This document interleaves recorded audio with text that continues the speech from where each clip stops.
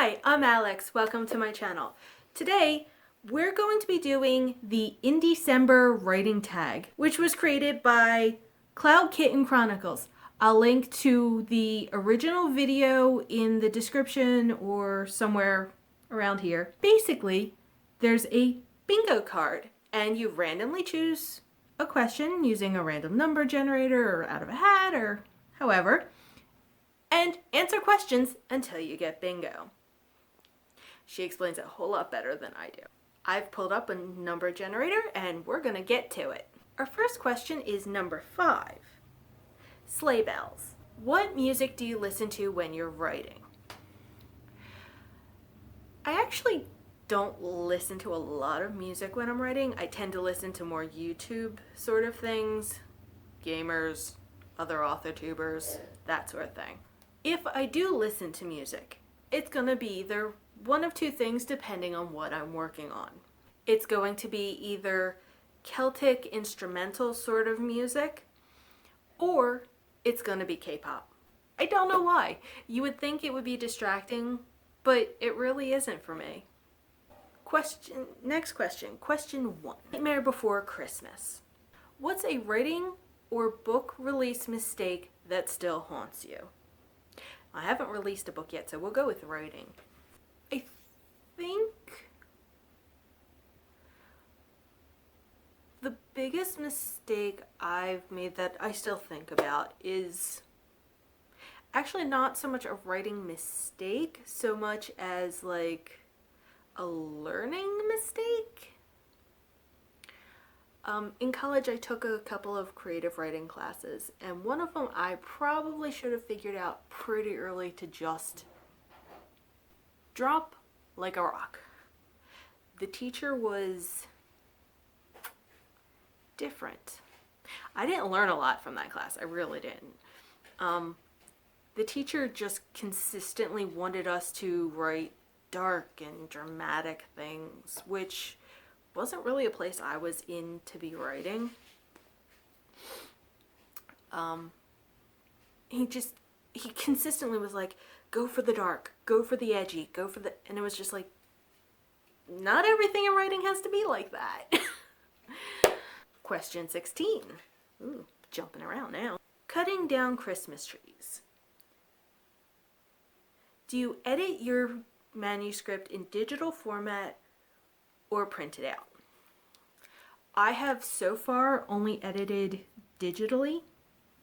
At some point, and probably with my current story, I will probably try and print it out or have it printed out so that I can see it in a different format, just so my eyes have an easier time picking out the problems. But so far, I've always done digitally. Question 11. Eggnog. What's your favorite writerly drink, and do you ever spike it? Apparently there were bonus points if you do. My favorite drink to have while writing is actually tea. Actually, it's pretty much one of my favorite drinks in general. I don't spike tea. I can't imagine spiking tea. I'm not a fan of alcohol anyway, so nothing I drink is. Specifically, depends on my mood, but generally black tea, sweet with milk. Somewhere someone's angry at that. Number 24, which is Santa's Workshop. Show us your writing space or a picture of your writing space. Y'all are going on a trip because it's easier for me to show you. My writing space currently is in a dining room, which has no lights, so it's dark. That's my writing space. You can barely see. It gets its job done. I'm not going to complain about it. Number 14. Santa's coming to town. Is your protagonist snotty or nice? Well, if we're going to go based on my current work that I'm hoping to put out, in Blood Brothers I actually have 6 protagonists. In general, they're nice within the scope of the story in terms of they are the protagonists, but they're mercenaries who do jobs for money. They're not the best people that exist out there. So, nice within the scope of their own world, naughty in the scope of what everyone else thinks. 3. Milk and cookies. What's your favorite writer snack? Bonus if it's milk and cookies. Actually, when it comes to when I'm writing, I prefer snacks that are easy to just grab and eat one-handed, not have to think about it, which is probably not a good thing, especially if there's a bag of chips sitting right there. But I actually prefer eating things like sunflower seeds, or cashews, those sorts of things. Just something really easy to grab and eat while I'm working. 13. I've got like 2 missing from every row at this point. Santa's list.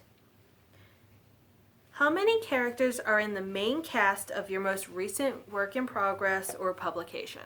So, as I was saying, my most recent work in progress is Blood Brothers, and there are 6 people in the main cast.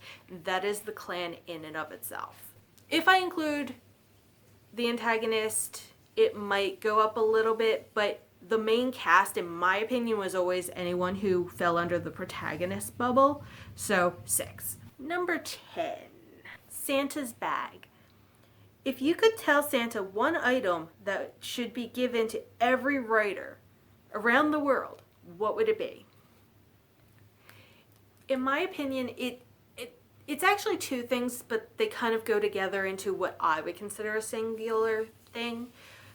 Every writer needs a notebook and a pen that doesn't hurt their hand. In my case, that tends to be a super chunky pen, like this. It's much easier for my hand to hold this without hurting, so I can write longer. It just happens to be also multicolored because I like writing in different colors. Every writer should have a notebook that they can carry with them so that they can write down ideas wherever they go, and a pen to write with. A good pen that doesn't hurt their hands, because thin pens like this tend to hurt. Number 9. Ho, ho, ho.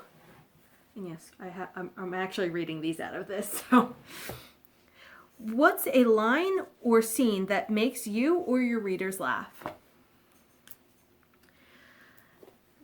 There was actually a line I wrote rather recently, I'd say within the last week maybe, that made me laugh. Something happened and the clan had to... Oh, I guess I never mentioned that my book is about vampires. The clan had to heal from, and the leader was pretty much left alone to take care of everyone who wasn't feeling well. Well, the youngest came out and realized this guy hasn't slept, hasn't rested, nothing for like 2 days. So he starts telling him, go to bed. And the line went, Neil blinked up at him with a look of confused puppy crossed with shocked leader. I don't know why. That line was hysterical to me. 23. Traditions. What holidays or traditions exist in your story's world? My story takes place in a non-named city, but in the US. So all of the holidays are the same. Everything's pretty much the same because it's more like urban fantasy, I guess. Now, each of the characters has their own traditions they follow. Not in terms of holidays, but just like every Christmas, one of them will take them somewhere, or one